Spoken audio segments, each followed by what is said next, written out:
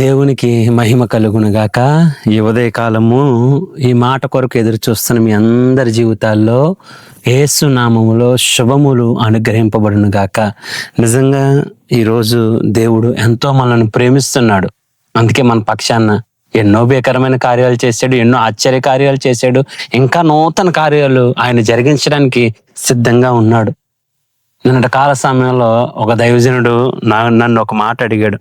అన్న ఏంటి అని అంటే, మేము చేస్తున్న పరిచర్యలో ఎంతో వ్యతిరేకత మాకు ఎదురవుతుందన్న. ఈ వ్యతిరేకత నిమిత్తము నాకు కొన్ని సందర్భాలు ఈ సేవ చాలా కష్టంగా అనిపిస్తుంది. ఈ సేవలో ఎదురవుతున్న ఈ యుద్ధ సన్నివేశాలు చూసి నాకు చాలా భయంకరంగా ఉందన్న.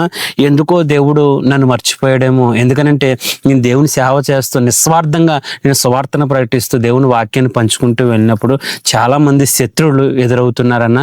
వాళ్ళు నన్ను తప్పుడు ప్రచారాలు చేస్తూ నా పరిచర్య ఉండకూడదు, లేకపోతే నేను పునాదుల్లో ఉండకూడదు, నా పునాదులు మొత్తం తీసేవాళ్ళని చాలా మంది ప్రయత్నిస్తున్నారన్న. వారు చేసే ప్రతి ప్రయత్నానికి కూడా దేవుడు ఎందుకో నా పక్షాన కార్యం చేయట్లేదన్నా. దేవుడు నాకు ఎప్పుడు సపోర్ట్గా ఉండడానికి ఎందుకో లేడేమో, దేవుడు నన్ను మర్చిపోయాడేమో అనిపిస్తుందన్న. నాకు సేవ చాలా వ్యతిరేకంగా ఉన్నదన్నా అని అన్నాడు. నిజంగా నేను చెప్తున్నాను ఆ బ్రదర్కి ఏంటి అందరికి కూడా చెప్తున్నాను, కొన్ని సందర్భాల్లో దేవుడు మన చెయ్యి విడిచినట్లు ఉంటుంది, కానీ ఎప్పుడూ కూడా దేవుడు మన చెయ్యి విడిచిపెట్టడు. మన పక్షాన దేవుడు నూతన కార్యాలు ఆయన జరిగిస్తాడు. చూడండి, యెషయా 44వ అధ్యాయంలో ఇలా రాయబడింది. యెషయా 44వ అధ్యాయము 21వ వచనం, యాకోబు ఇశ్రాయేలీలు వీటిని జ్ఞాపకము చేసుకొనుము, నీవు నా సేవకుడువు, నేను నిన్ను నిర్మించి తిని.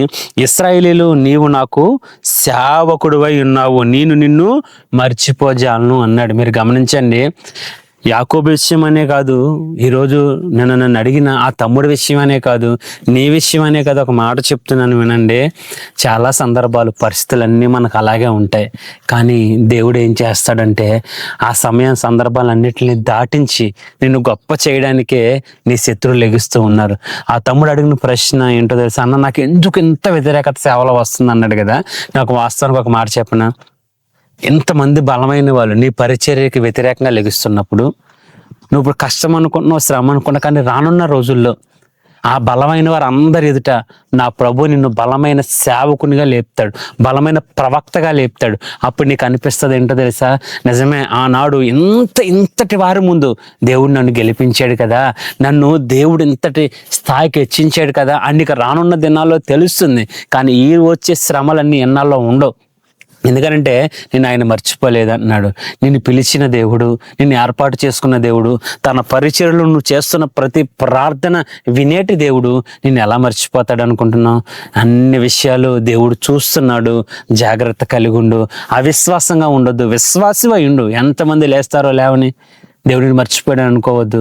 దేవుడు నిన్ను మర్చిపోడు, దేవుడిని నిత్యము జ్ఞాపకం చేసుకుంటాడు. ఈరోజు మరలా ఈ వాక్యం ద్వారా రూఢీపరిచి నీతో మాట్లాడుతున్నాడు. నీకు వస్తున్న అన్ని విషయాల్లో నా దేవుడు నీకు ఘన విజయాన్ని ఇస్తాడంట. అందుకే దేవుడు మర్చిపోయాడంటవా? చాలా సందర్భాలు యాకోబును కూడా దేవుడు మర్చిపోయినట్లుగానే కనబడ్డది. కానీ దేవుడు యాకోబుని ఎంత ప్రేమించి, యాకోబుని ఎలా విస్తరించి, యాకోబులో నుంచి గోత్రాలు తీసుకొచ్చిన దేవుడు, నీ పరిస్థితి కూడా ఈరోజు కొద్దిగానే ఉండొచ్చు, కానీ నా దేవుడు నిన్ను మర్చిపోలేదంటే. ఎంతమంది దేవుడు మర్చిపోయాడు, అప్పుల్లో ఉండి, బంధకాల్లో ఉండి, శ్రమంలో ఉండి, ఇరుకుల్లో ఉండి నా దేవుడు నన్ను మర్చిపోయాడు అనుకుంటున్నారు. కానీ ఈరోజు మీ అందరికీ చెప్తున్నాను, దేవుడు ఎప్పుడు మనలను మర్చిపోడు, మనలను ఎడబాపువాడు కాదు అంటాను.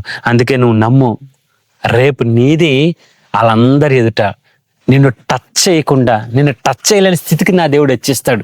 నీ శత్రువుకి అందనంత స్టేజ్లో నువ్వు ఉంటావు.